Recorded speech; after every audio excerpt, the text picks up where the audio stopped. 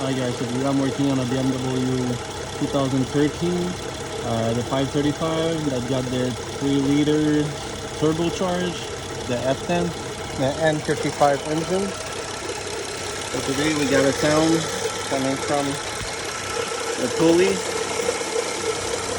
So I was just checking, and as you can see, the pulley from the tensioner is shaking horribly, and the tensioner also. So I'll replace that because it's making an horrible sound. So that's it for today guys. Another BMW 3-liter with the tensioner that's worn out.